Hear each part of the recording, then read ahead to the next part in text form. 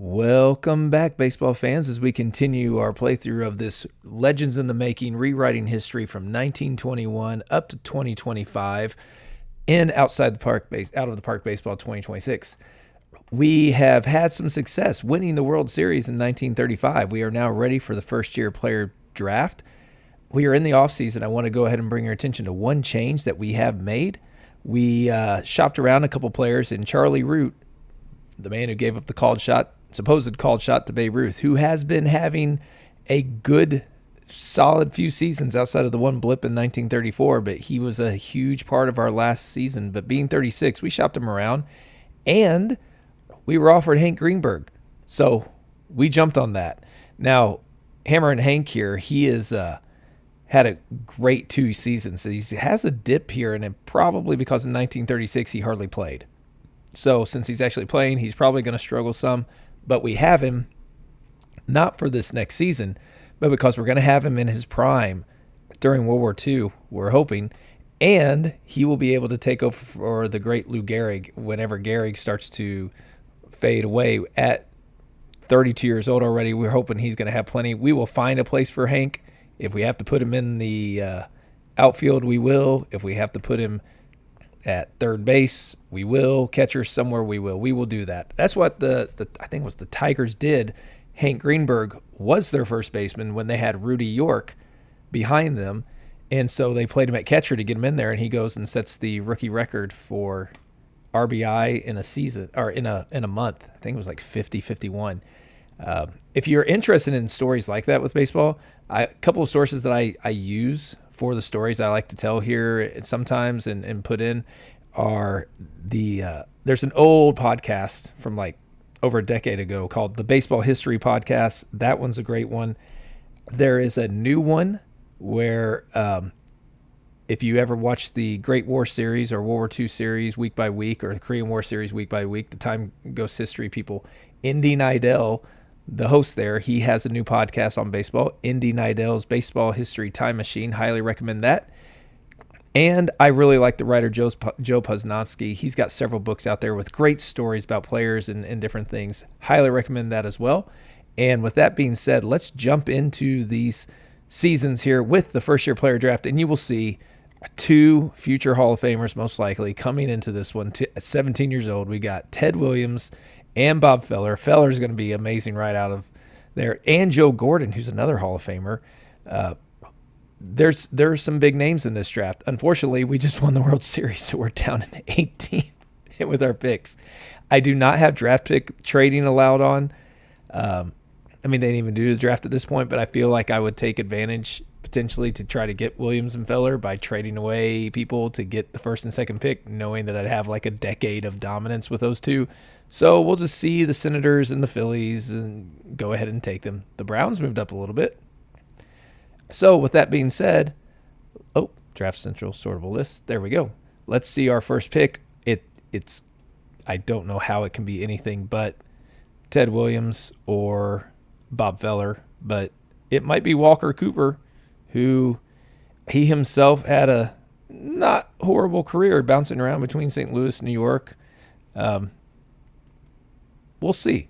First pick of the draft, Washington Senators are taking Ted Williams, the Kid. Was that one of his nicknames? Not the Splendid Splinter or anything? I don't know of him as the Kid. Maybe at 17 he was. So Williams is off the board. We're going to think the Phillies are going to take, that's right, Bob Feller. Chicago's taking Walker Cooper. Then we've got Jeff Heath off the board for the Browns. Bill Swish Nicholson is your Pittsburgh Pirates pick. The Brooklyn Dodgers taking Bob, Mr. Team Elliott. Johnny Cotney Hop for the Tigers. The Dodgers are taking Les May Fleming. Wait a second.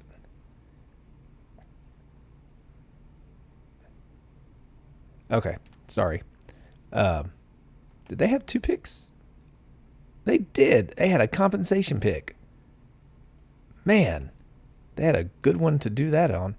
Okay, so Cleveland is taking Joe Flash Gordon. I was hoping he'd slip a little bit more. Then we got Ken Butch Keltner, Jack Kramer, Johnny Rigney. We are getting all of our good people gone. Johnny Sane, another good, Barney McCoskey, Al Cotton Brazel, Phil Massey. Oh, and so now Hank Heaney Majeski, he's a guy I'm familiar with. Yeah, not a outstanding career, but he could be solid for us at second base. We could use one of his nicknames, Heaney. That's always fun. George Queso, this contact potential and the fact that he doesn't strike out, that is appealing to me. Played for Washington over a solid decade. Didn't hit for average as much as it would have been nice, but he doesn't strike out a bunch either. He's going to put the ball in play. That is one. But then we have Danny Litweiler, who, maybe we just go with Majeski. Babe Young's another. I do like Edsel Walker. We do need some pitching. More probably. I don't see anybody amazing down here standing out to me. So we're going to take Majeski, and then we're going to jump forward to the beginning of the season. So we'll recap all the Hall of Fame and awards and everything as we move on. So we'll catch you up in just a moment. Opening day 1936 against our rival, the Chicago Cubs. We have a four-man rotation again going this year with Carl Hubble leading us off again, hopefully continuing his amazing career. Martin Dihigo is our number 2, and I am so excited. I mean, look at this pitch arsenal that he has. Look at the defense that he has, and then if we look at his hitting ratings, he's got a lot of power still. So I'm excited. I mean, last season he hit 22 home runs, 88 RBIs, 289. He scores 93 runs, while also pitching a 3.26, 21 wins, 146 strikeouts. I mean, the man is phenomenal. We then have Lefty Grove still going at 36, hoping to have a bounce back. He struggled the last 2 seasons. Luis Tiant, who again has struggled the last 2 seasons as well. We're hoping he will bounce back and give us something. Thornton Lee, Denny Galehouse is chomping at the bit to get in there in the starting rotation if one of these guys slips up. Thornton Lee could as well, potentially. We have Cool Papa Bell leading us off against righties. Against lefties, we have Oscar Charleston. And then we have Lonnie Frey, Martin Dihigo, Lou Gehrig continuing his monster career, Jimmy Dykes, Heine Manouche, Newt Allen, and Al Lopez. Now, there will be rotations in this, especially if we start to struggle. But that's what we're going to send out there, and we're going to hope for the best. So we'll pick back up at, before we do, we have the Hall of Fame results. Our man, Grover Cleveland Alexander, who had a successful season for us several seasons after we traded for him. He continued to play well for us for 4 seasons. 5, we moved him into the bullpen, and he lost his position. But he led the league in ERAs and wins for us. He also, picked up, 4 Gold Gloves. He picked up a Cy Young. He won 2 championships with us. So the man had a heck of a career. He makes it to the Hall of Fame. Hippo Vaughn gets dropped. Others, our guy Bullet Joe Bush also got dropped. He didn't really have a shot at making it, but it's still sad to see him go. We'll see next year as far as Smokey Joe Woods on the chopping block after next season, but then the rest, we'll see how it shakes up. So let's jump to the All-Star break to see how the season's going and where everybody's falling in line on this 1936 season. The All-Star break is here, and we are sitting in first place, 3.5 games up. Lou Gehrig is having a monster season, hitting .419 at the break with 20 home runs. Look at the rest of our team in home runs. I mean, we're 6 in home runs, 20 of the 39. He's got over half of them, so I don't know where the power stroke is for all the others, but it's okay because he's driving in runs. We are scoring. We are hitting. We're getting on base. We just don't have the power numbers, but our pitching has been great. Defense efficiency is great, but our errors are not good. But you can tell our starting rotation is doing fantastic for us. Now, when we check on the All-Star teams, we have in the AL, let's just go to the rosters. Sorry. AL, Tommy Bridges, Paul Dean, Bump Hadley, Al Hollingsworth, Dazzy Vance, 45. Wow, still going strong. Bill Dickey, he's having a great season at 380. Ripper Collins, Hal Trotsky, our guy that we traded away. Um, yeah, but we got Hubble. So although he's having a great season, we do have Carl Hubble. I mean, Trotsky had a down year last year, so who knows? But it could be a win for both sides. Luke Appling, Hall of Fame career on the way, it looks like. Archie Vaughn, Joe Medwick, Tommy Thompson. Very alliterative name there. In the NL, we have Martin Dihigo because of his pitching. His hitting's not the great, but we also have Hubble making it. Josh Gibson has it. Jimmy Fox, Lou Gehrig gets the start at first base. So Charlie Gehringer. Anybody else? Cincinnati's got several here. Mel Ott, no surprise there. He's been constant there. Charlie Root, we traded him away, but he's good for him. Good for him. Now, when we check out the standings, it is rather close. Only 9.5 separating. I mean, the Giants could get on a run. It feels like only Boston and the Cubs are out of it. In the AL, again, I mean, there's at least 5 teams still in it. The White Sox, I guess, but the Browns are definitely not. So they're going to be getting another one. Whenever their players start to come through, they'll be great. So in the AL, we have a 390 batting average from Babe Phelps. Hal Trotsky leading the league in home runs and RBI. What's his batting average? 347. So he's not in line for the Triple Crown, though. 15 stolen bases there. Trotsky has 86 RBI. Wow. So 133 2 years ago. He looks like he could pass that. OPS goes to Bill Dickey. So does the batter WAR. ERA, Al Hollingsworth at 2.87 and wins with 11. He is not up there in strikeouts, though. Ray Brown is leading the lead there. And Dazzy Vance in saves. He's finding a second life as a closer in finishing games.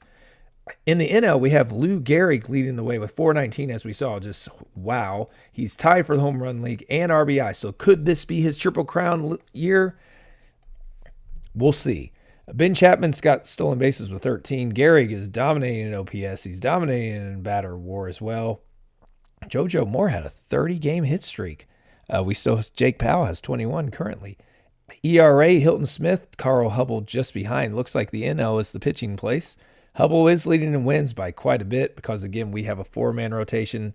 Dizzy Dean's doing great. Satchel Paige is leading in strikeouts. If only we could get him. Carl Hubble and Diego are right behind. Clay Bryant is leading in saves. We have Denny Galehouse.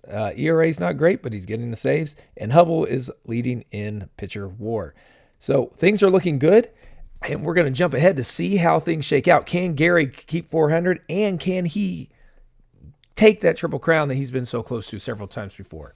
So let's see how the season shakes out. Well, what a season that second half turned out to be. We went the way of Gehrig. Gehrig struggled after the All-Star break. He then picked it up, and we then picked it up. And the Giants, we said they could make a run. They were in first place by 3 games. It came down to the final game. We won. We stayed tied. It came down to a playoff, which we won 8-4. We now are going to face the Cleveland Guardians in the World Series, where they are led by a fantastic starting rotation here. Bridges, Hollingsworth, McFadden, and Dean. They have Archie Vaughn. They have Joe DiMaggio, who just had a fantastic season at 21. Bob Johnson. I mean, they've got some power punch in there. We do not have quite the punch. We do have Gehrig. Dihigo picked it up in the second half. Krivich, we moved in. Oscar Charleston is hurt right now. Clarence Palm, we moved in at catcher. Jimmy Dykes is still doing an okay job for us. And our pitching is where it's at. Will that hold up? Now, we look at the end of the season statistics. Babe Phelps, 391, ended up having the best in the majors. And Joe DiMaggio leading the league in home runs. Trotsky ended up with 30, our guy. And he ended up with 143 RBI, just behind was DiMaggio. Cassetti had 27 stolen bases. And then when we get down to the ERAs and the pitchings, Danny McFadden was the only sub-3 ERA in the AL. Paul Derringer got the wins. McFadden finished in third there. And then Tommy Bridges. So 3 different guys leading the way in all of these. Dazzy Vance did get the saves at 45 years old. He's still got it. Well, his ERA is not great, but he's still got the numbers. But it was a next to last place team, so how good were they? Who knows? and Ray Brown getting the pitcher war. So all sorts of different people here. Was he a hitter? Yeah, not really. Interesting. So batting average, we had Gehrig a 375. He just missed out. He got the RBI. He just missed out. Josh Gibson stopped him with 39 home runs. Jimmy Fox was right there as well. I mean, Mel Ott is up there still getting 30 home runs. Gehringer was stolen bases at 26. Gehrig leading the way in OPS and batter war. He's probably got another MVP award coming his way. Lefty Grove was our sub-3 and the majors leader in ERA with 2.65. He did find his stride again. 173 strikeouts as well. Hubble was second. Hubble was first in wins. Grove and Dizzy Dean there at 21. Strikeouts, it was Satchel, 267 innings. Dahigo had 287 and 281, so fewer innings and more strikeouts. Saves went to Castleman, and then Hubble got the pitcher war. So that brings us to where we are facing Cleveland here. And if we look at the history, they have won one championship. It was in 1920 before we started this Legends in the Making rewriting. And they did make the World Series in 1934. We won it last season. Or no, we didn't. I thought we did, but that's right. We didn't. We lost. We did win in 1929, so we're hoping to add our fourth championship. We are still a sub 500 team overall in our history. So is Cleveland. So that's interesting. We have a long way to go to get that winning percentage up there. So with that being said, we have Dahigo going up against Bridges in game 1. We took that one 7-1. Well done. Cool Papa Bell with the home run. He doesn't even play very much, and he's not a power guy at all. And Fats Jenkins, 4 RBIs. We have some unexpected heroes in that game. We now have Lefty Grove. He's been having a fantastic year. Can he shut him down? And he's 6-5. He doesn't really shut him down, but it works. We have Lou Gehrig getting with a home run shot. Dahigo getting a home run shot. So things are going on the upside. Now we have Luis Tiant, who again had a bounce back season. And game 3 goes to Cleveland, 6-5. That was a close one. Gale House blowing the save. It looks like potentially Jenkins had a home run for us. We now have Tiant. So who went out to pitch that one? Hubble did. Got beat around. Now it's Tiant's turn. We do get that one. Thornton Lee gets that one. We went 4-3. No home runs in there. So we're up 3-1. He goes on the mound in game 5. Let's see if he can close it out and we can bring home our 4th championship. And we do, and Dahigo gets the MVP award with 1 home run, 4 RBIs. He didn't really do much in the way of batting average. He did pick up 2 wins, though, 2 complete games, 9 strikeouts, 0.5 ERA. That spreading out 8 hits in 18 innings. Well done, sir. We are glad that trade worked out for us. And with that being said, that's an awesome end to the season. And now we're going to jump ahead to where we can update on the offseason before we get set for the 1937 season. Award season has arrived, and if we look in the AL, Bill Foster once again just continues to get recognized for his. He was a Negro League star, and he is having a heck of a career in the majors. This could be a reason why home runs are down. We have more diverse talent pool, so there are better players all around, so maybe we'll see some more pitching records instead. He's already got Hall of Fame numbers developing here, it looks like, with what he's done. He's sitting at below Hall of Fame status. He doesn't have the black ink, so we'll see. It'll be interesting. Will he make it or not? He's only 32, so he's got plenty of time left.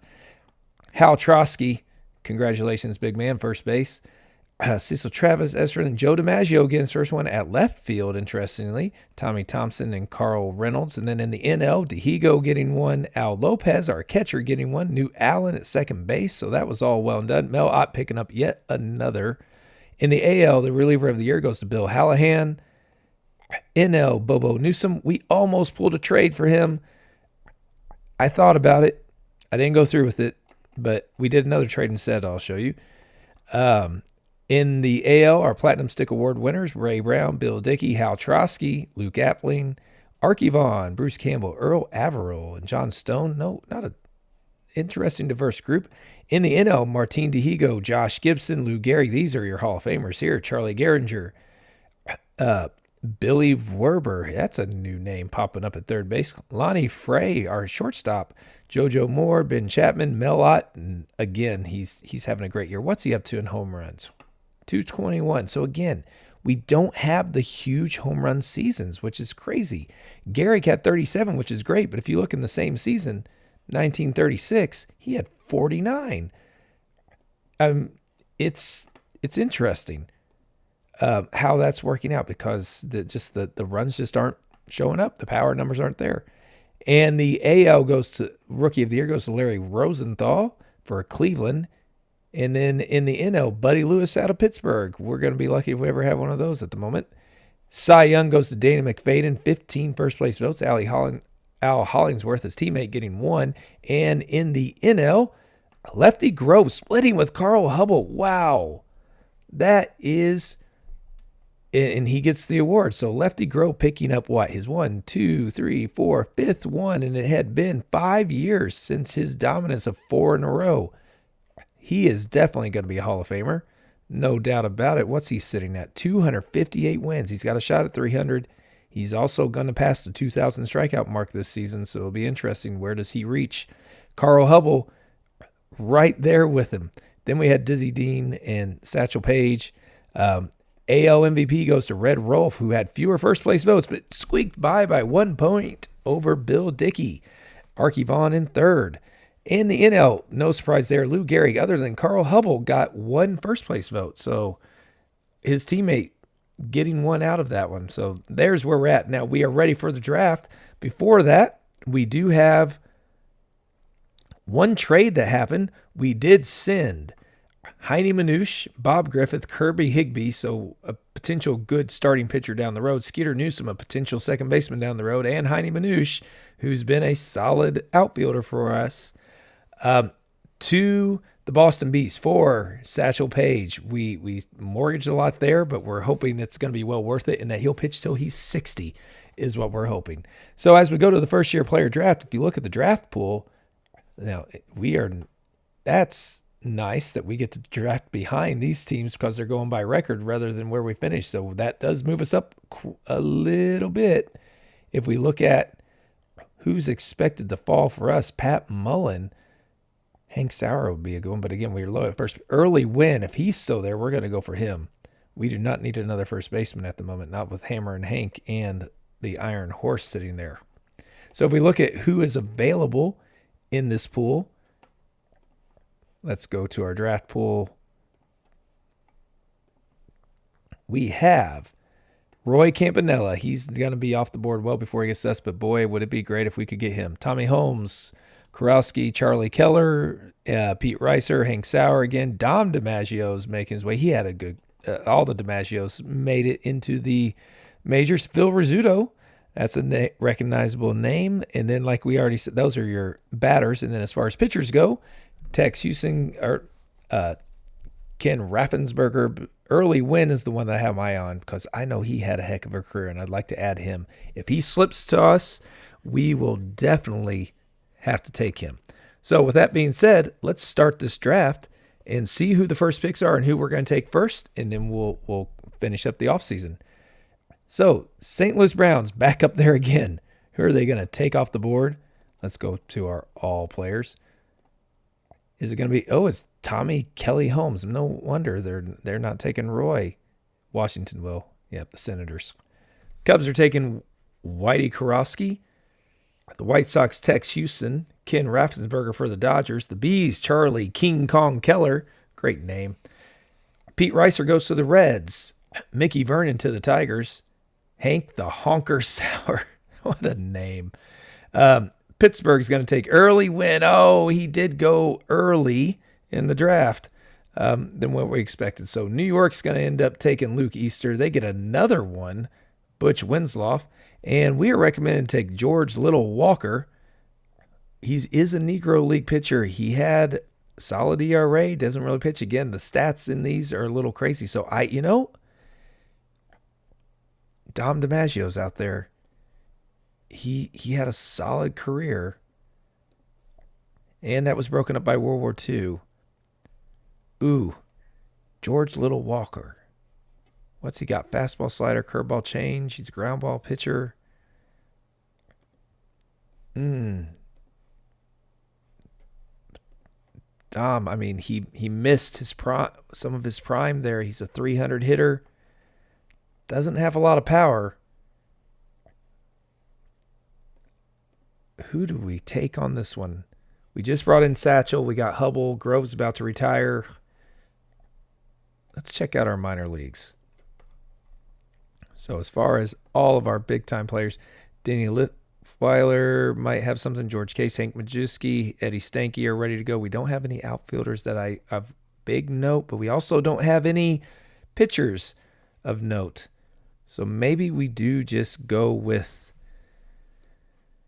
I think we will go with George Little Walker. See if he can surprise, because we don't know what we're going to get for him. We can probably find some other outfielders to take the place. Dom's not ready to go yet, or he could play almost right away. George Walker could play almost right away as well. So we're going to take Walker, and then we'll jump ahead to the end of the offseason. Opening day 1937 is here. We are leading off against the Cincinnati Reds. Our lineup looks as so. Cool Papa Bell looks like he might have a heck of a resurgence campaign. Look at the speed and the contact. So this could be a great year for him. We've got Lonnie Frey at shortstop still. Lou Gehrig's move up to third. Hank Greenberg we are putting at third base, batting behind Lou to protect him. And this is a 1-2 punch. That's great. Mike Krivich having a fantastic season last year, batting fifth. Martin Dihigo is going to be in sixth. He's going to be a pitching force for us, though. Newt Allen at second. Al Lopez at catcher. That might switch between him and Clarence Palm. Palm is also looking like and we ended up making that move late in the season last year, and it worked out for us. We have Hubble leading the rotation with Satchel Paige, Martin Dihigo, and Lefty Grove, which means Luis Tiant is the odd man out, but he will be there if somebody struggles or get injured. Or if we decide to move to five, Eddie Smith's somebody we've moved up as well. So it'll be interesting to see how this season goes. We've made back-to-back World Series. Last year was a much bigger struggle, though, 10 fewer wins coming down to the final day and then +1 beyond that. So we're hoping to add to these totals here. We can see as far as team leaders go, Jimmy Dykes has 2,100 games played. Oscar Charleston, 2,357 hits. He's probably not going to add too many more at 40 years old. Gehrig's has the record in home runs, Grove in wins, and in strikeouts. So that's where we stand as we enter the 1937 campaign. So we are going to get to the All-Star break to see how things shake out. Well, one thing I did forget to mention as we kicked off this season, Hall of Fame inductions. Wilbur Cooper was the only one with 82% of the vote. George Sisler was close there, but Cooper entering the Hall with 212 wins, 1,100 strikeouts, had 40 saves, a 2.92 ERA, so great career for him. He did, in our section of the career, did lead the league in games one of his final years. So that was as far as how he stood out. Sisler, he should make it soon, I would imagine. Smokey Joe Wood was dropped along with Burns, Bancroft, Rip Collins, and others, especially all the first-year ones who didn't make it. Now, as we check in on the All-Star teams, you'll notice Carl Hubble got his 200th victory. Finally, he was 1-7 this season, but now he's up to 7-8. All-Star rosters in the AL, you've got Bridges and Carlton, Bill Foster making another one. Lefty Gomez is there. McFadden is back. Bill Dickey is back. Buck Leonard, Johnny Mize showing up. Oh boy, he's getting going. Joe Cronin is showing up, our former guy. Archie Vaughn, Joe Medwick, Joe DiMaggio. Joe D is having another phenomenal season. In the NL, Dizzy Dean. We had Lefty Grove, Carl Hubble. Red Ruffing made it there. Josh Gibson, no surprise. We did have Lou Gehrig starting, no surprise. Gehringer made it. Greenberg starting at third. We'll see those stats here in a minute. No's 404. Lonnie Frey getting again at shortstop. Mel Ott, no surprise that he's making it as well. So when we look at these standings of where we are at, we are 4.5 behind Cincinnati. If we would be much better in the AL, apparently, with Cleveland facing them. It looks like it's a 2-team race. In the NL, it looks like it is tight in the AL. So in the AL, Johnny Mize followed by Johnny Moore. Joe DiMaggio's leading in home runs with 17. Johnny Mize following him with 14. And again, 1-2, DiMaggio and Mize for RBI at 71 and 68. Henry Milton leading the way in stolen bases. Jody has OPS and batter WAR. When we get to the pitching categories, Tex Carlton eking out Tommy Bridges. 3 men at least are under 3 ERA. Lefty Gomez with 12 wins, followed by Tex. Barney Morris has the strikeouts, followed by Tommy Bridges and Lefty Gomez. Mace Brown with 12 saves, and Wade Hoyt picking up the pitcher WAR. In the NL, Gehrig with a 406 average, Greenberg with a 397, then Charlie Gehringer. These two are battling it out. But look at this, 3 men with 21 home runs. Gehrig only has 14 this season, and Greenberg 17. So Greenberg is leading the way in RBI. I don't think I see a Triple Crown winner happening this season, though. Cool Papa Bell is sitting with 13 stolen bases. He is hurt, though, but he is batting .332 with 11 home runs, so he is having that resurgence. Greenberg and Gehrig and OPS. WAR is up there with Gehrig again, probably looking at a potential MVP award. Martin Dihigo is second in wins. ERA, we've been getting beat up, but strikeouts, Grove and Dihigo, and Grove with WAR. You'll look at the team's statistics for us. We are dominating on offense, but we just aren't able to do well anywhere else. But Greenberg's bat is worth keeping him in there at third base, and Gehrig, again, flirting with 400. So it's going to be interesting to see how the rest of the season shakes up, but hopefully we will come back with us in the World Series, and who knows, maybe we'll have some big numbers thrown up there as well for some of these players in the league leaders. Well, this season we came up short, had a better record, but fell 3 games back from the Cincinnati Reds. We did have a great offense. The pitching started to level out. Satchel got himself under control as Dihigo fell away, but Carl Hubble, after starting 1-7, finishing with 20-13 record. Eddie Smith did great in the bullpen for us with 22 saves. In the playoffs, the Reds did win in 7 games with G. Walker getting the MVP. It came down to the wire, and the Reds were able to pick up their 4th championship, first one since the first season that we did this. So that was an interesting one. And Cleveland once again falls up short. They've been showing up. They just can't get up quite over the hump. As we look at the totals for all the leagues, Johnny Mize led the batting average with 375, got the hitting title. Buck Leonard with 30 home runs, and Mize also. And Johnny Mize getting the Triple Crown by tying for home runs. How about that? In the AL, we have Johnny Mize winning the Triple Crown. Joe DiMaggio just came up short. Henry Milton with 32 stolen bases, separating himself.